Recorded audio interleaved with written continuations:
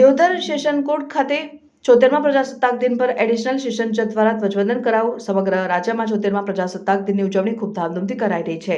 ત્યારે આજે Deodhar session court ખાતે એડિશનલ સેશન જજ દ્વારા કોર્ટ સંકુલ ખાતે ધ્વજવંદન કરાવ્યું। દેવધર એડિશનલ સેશન કોર્ટના આજે 76મા પ્રજાસત્તાક દિન નિમિત્તે કોર્ટના સ્ટાફગણ અને દિયોદર બાર એસોસિએશનના પ્રમુખ અને વડીલોને ભારતના સ્વતંત્રતા સેનાનીઓ અને ઘડવૈયાઓની યાદ કરીએ। બંધારણ ઉપર કોર્ટ પર લોકોનો વિશ્વાસ છે, જે અખંડ રહે તે માટે લોકોના પ્રશ્નો આપણે ટૂંકા ગાળામાં સોલ્વ કરવા જણાવ્યું અને અનેક પ્રજાસત્તાક દિનની શુભેચ્છા પાઠવી હતી। છે કે આપણો દેશ 15મી ઓગસ્ટ 1947ના રોજ આઝાદ થયો। આપણને સૌને આઝાદી મળી। તે વખતે અનેક રાજા રજવાડાઓ હતા, તેમનું એકત્રીકરણ કરવાનું કામ સરદાર વલ્લભભાઈ પટેલ સાહેબના નેતૃત્વ હેઠળ કરવામાં આવ્યું।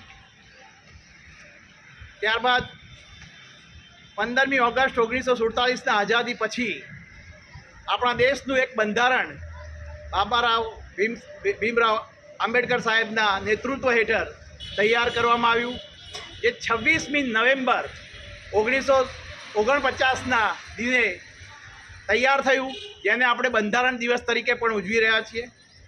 અને ત્યાર પછી તેના 2 મહિના પછી એટલે કે 26મી જાન્યુઆરી 1950ના દિવસે આપણું બંધારણ અમલમાં આવ્યું।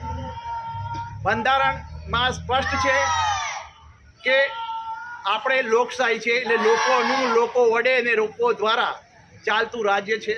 આપણા બધા રાજ્યોનો સમૂહ છે। આપણા રાજ્યોના સમૂહમાં એકત્રીકરણ થયું આપણું, અને એકત્રીકરણ થયા પછી જ્યારે 26મી જાન્યુઆરી 1950થી આપણું બંધારણ અમલમાં આવ્યું, તેમાં દરેક નાગરિકને સમાનતાનો અધિકાર આપવામાં આવ્યો। સમાનતાની સાથે સાથે રાજ્ય અને સરકારની સત્તાઓ, ફરજો, આપણી નાગરિકોની ફરજો અને ખાસ કરીને નાગરિકોના મૂળભૂત અધિકારો અને ડાયરેક્ટિવ પ્રિન્સિપલ્સ તેમાં સમાવવામાં આવ્યા। આપણે જ્યારે કોર્ટમાં કામ કરી રહ્યા છીએ ત્યારે આપણે સૌ જાણીએ છીએ કે કોર્ટમાં લોકો કેમ આવે છે, તો જ્યારે દરેક નાગરિકને પોતાના હક્કો હોય છે, અને જ્યારે કોઈ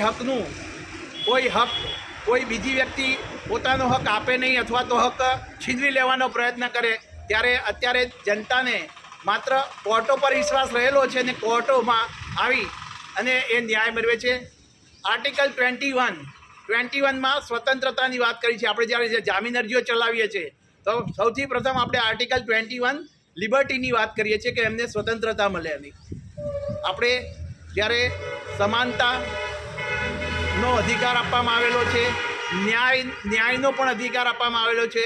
જ્યારે આપણે આજે 26મી જાન્યુઆરીએ આપણા દેશમાં ધર્મ અને એકતા રહે અને દરેકને સામાજિક ન્યાય, આર્થિક ન્યાય, બધી જ રીતે ન્યાય મળી રહે, અને આપણે જ્યારે ન્યાય સંકુલમાં ઊભા છીએ ત્યારે આપણી પાસે જે લોકો આવે છે, જનતા આવે છે, એમને આપણે ઝડપી ન્યાય આપી શકીએ, એ સંકલ્પ સાથે આજે હું આપ સૌને હાર્દિક શુભકામનાઓ પાઠવું।